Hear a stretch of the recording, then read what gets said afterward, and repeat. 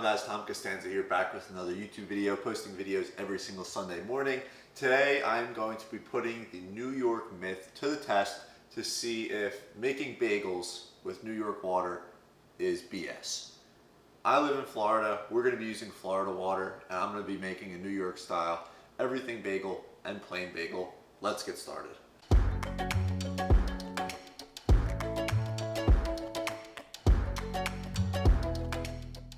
Okay, so straight from the tap, we're going to add in 297 grams of lukewarm water. Next thing is 23 grams of sugar. I did want to use liquid malt for this, but I couldn't find it in any stores. So stay tuned for a future video. Hit the subscribe button. I am going to try this recipe once I find liquid malt in stores. Okay, now we're going to add in our yeast. And this is just regular rapid rise yeast. I like to use this, typically works the best for me.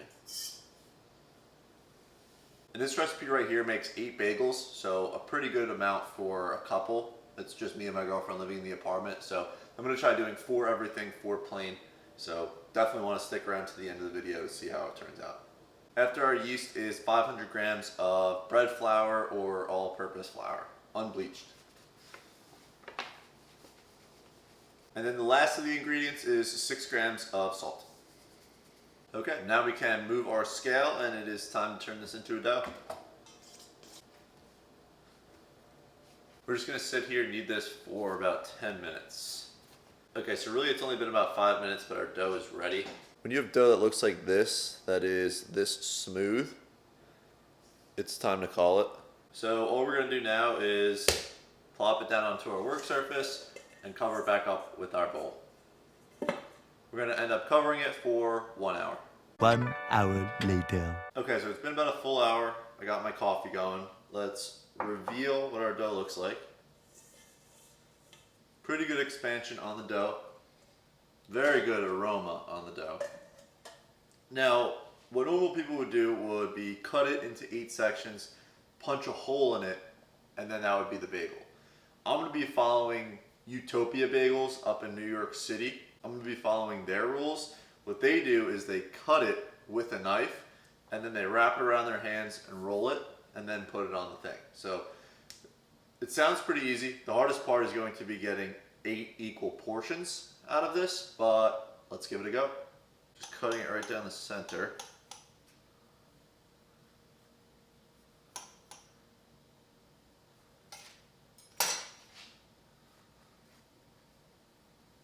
There, wrap around. That's 1.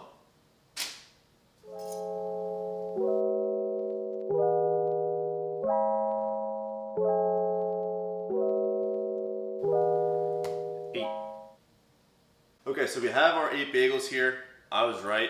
The portions are not equal whatsoever, but it felt like a pretty smooth process. I just wrapped it around my hand, ripped it, and rolled it. But I'm going to try not to perfect it and be too perfectionist about it. I think the bagels having their unique shape is kind of a good thing. So we'll show you what the bagels look like. That way you can get a good glimpse and see what they look like. So my biggest concern with them was just making sure that they were rolled correctly and that they were properly sealed. They look pretty good. They got a good twist on it. I think that they're going to come out pretty good. Our next step is to cover these with saran wrap and let them sit at room temperature for an hour. So let's get covering these up. Okay, so we have all 8 covered and airtight. Now we're going to let them sit here for an hour, proof a little bit more, and then we'll check back in an hour. Okay, now after an hour at room temperature, we can uncover our bagels and then put them into the fridge, ideally for 24 hours. For me, since I'm making them the same day, I'm just going to do about 4 to 6 hours, and then we're going to take them out. So I'll check back in with you guys in about 4 to 6 hours. 4 hours later.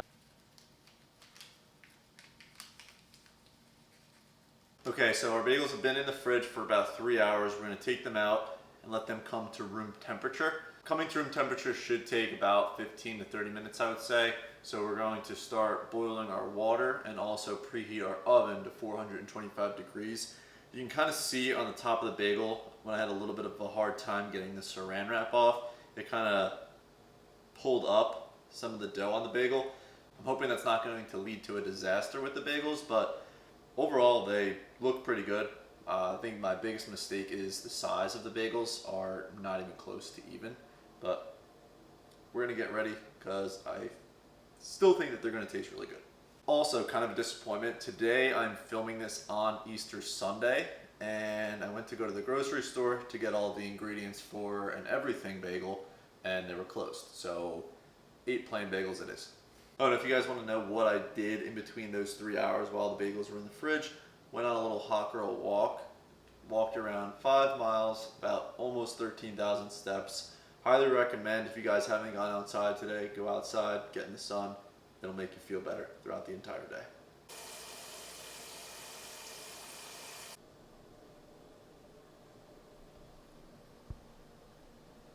Okay, so our water is boiling. What I'm gonna do is dump in each bagel one at a time and probably leave the bagel in for anywhere from 1 to 3 minutes. I'm not really sure how this is going to go, but we're gonna take a crack at it.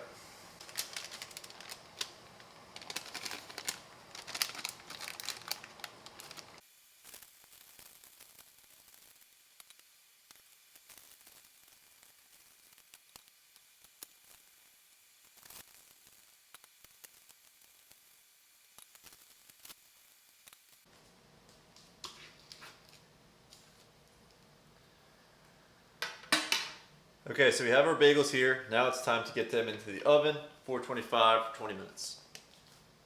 I'm a little nervous to see how the bagels are gonna come out, so I kind of messed up. I didn't put any cornmeal down once we rolled the bagels and put them onto the parchment paper.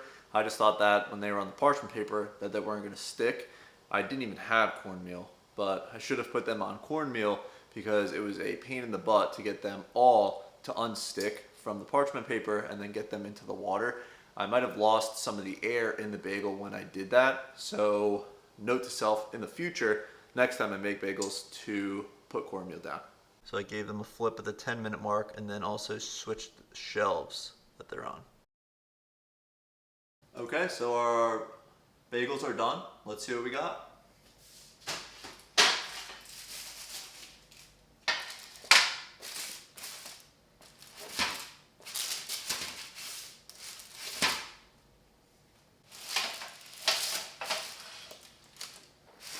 I'm saying they look pretty good.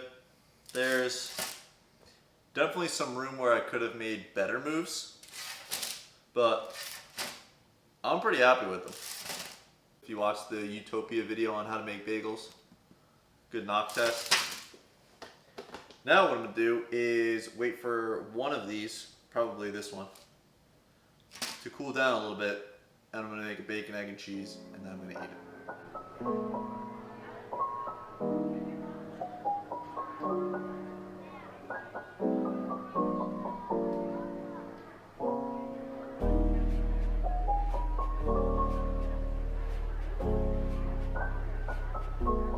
Okay, so let us cut into this one and put a little toast on it.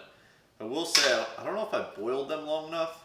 They're a little flat, but that also could be due to the fact that they stuck to the paper, and when I was pulling them up, that probably popped a lot of the air bubbles, so that could be another reason why they're a little flat. But again, this was my first time even making bagels, so I'm not too mad about it so far, but we'll see how they taste and how they look on the inside once they cool down a little bit. Okay, so we just cut into our bagel that we're using for our bacon, egg, and cheese. Let's see how it looks. Not bad. Not bad. Pretty good. I might have been able to let it rise a little bit longer, but I mean, it's got pretty consistent air pockets throughout the entire thing, so I can't really be mad at it. It's got a small hole in the middle, which I like. The only thing is, I mean, it is thin, but like I said, that was user error. But we're gonna throw this in the toaster, toast these up a little bit. I'm gonna make my bacon, egg, and cheese. Okay, so we have our bacon, egg, and cheese here. Let me cut into it. That might not be the best idea. I might just have to take a bite. Messy bacon, egg, and cheese is a good bacon, egg, and cheese. Cheers. That's pretty freaking good.